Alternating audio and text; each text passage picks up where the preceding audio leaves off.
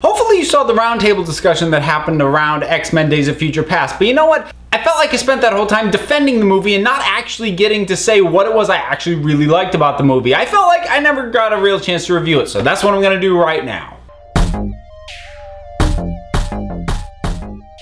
What can I say, guys? It's awesome. I know these two guys argue with me saying, oh, wasn't that good? No, I'm sorry, it's awesome. It's dealing with a premise that is not an easy thing to pull off well. Anytime you're dealing with time travel and anything related to it, it seems easy because movies and stories that do it well make it seem effortless, but it's really easy to screw up and just make confusing and go, wait, what is going on? This movie never does that. You can follow it really easily, which in and of itself, big accomplishment. Especially considering that's not even straight time travel. They're actually sending Wolverine back along his own timeline, so he's not really back in time. He's actually in his younger body with his older mind, still somewhat connected to the future that he's trying to prevent in the first place. Again, could be really complicated, could be impossible to follow, but it's not. It's spot on. I think this movie, in a lot of ways, really cements that Bryan Singer, when he works, needs to be working with ensembles. And think about it, it's not just the X-Men movies that are good for him. His Valkyrie had an ensemble. The Usual Suspects was an ensemble. When he tries to make things that are more focused on only a couple of characters,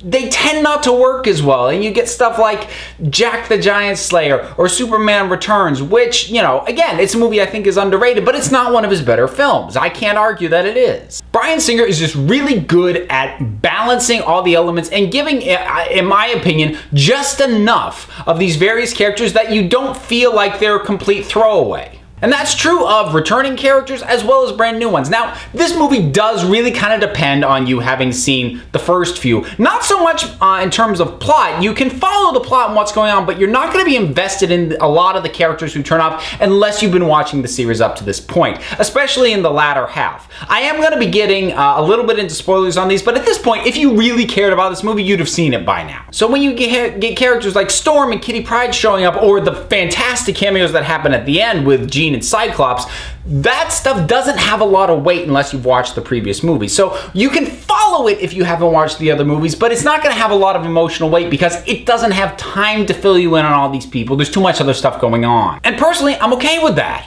You know, it's been a complaint of a number of people that Hugh Jackman's carrying this again, and again, it's Wolverine-centric, and I even said myself about First Class, it was very important that Wolverine was not the center of that story, and now, next movie, they go ahead and make him the center again. But you know what? I'm okay with it because they fundamentally changed his dynamic. He's actually filling a bit of the Professor X role because he's the one who has a sense of what's going on. He's more of a mentor type. The ones that are actually going through a rougher period and are the ones actually going through a personal journey are Professor X and Mystique. And I would actually argue that this is Professor X's movie more than anybody else. He's the one who's got the furthest to travel because he's fallen the furthest since the last time we saw him. And it really dimensionalizes Professor X in the overall scheme of things because when we've seen him as Patrick Stewart, who's always been fantastic, but he's just very stoic, he's very wise, he's got everything together. When we saw him in First Class, he wasn't quite there yet, but you saw a pretty through line to where he was going to be. But now we see this, he had this middle ground where he just completely dropped, the bottom fell out, and his life was a mess. And that just adds a lot of dimension to him. I really had a lot of fun with the contrast of Magneto in terms of how he is in this film and how we see him in the future when he's like, look, all that stuff didn't matter. We just need to be together and deal with this. And just to see the lengths that he was willing to go to back in the 70s, it's a fantastic contrast and it's really well balanced. I'm not going to go through this element by element, but the effects are fantastic. The cast is fantastic. A lot of the characters that could have been throwaways, they're given performances and just enough tiny little beats that it works really well. Quicksilver completely steals the show. And the other thing that I really like is that this one,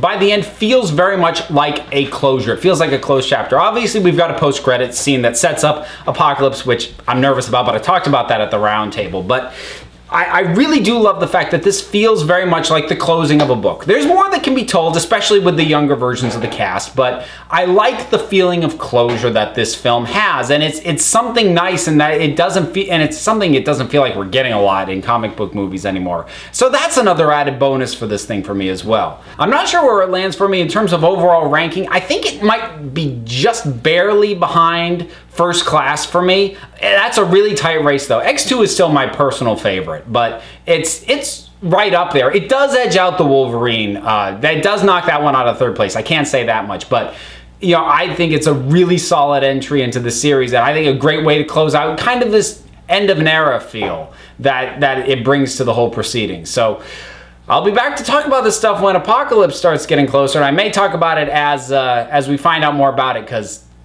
I'm excited by the fact that Bryan Singer is doing it, and I'm nervous by the content. But that's a discussion for another time. So until next time, this council is adjourned.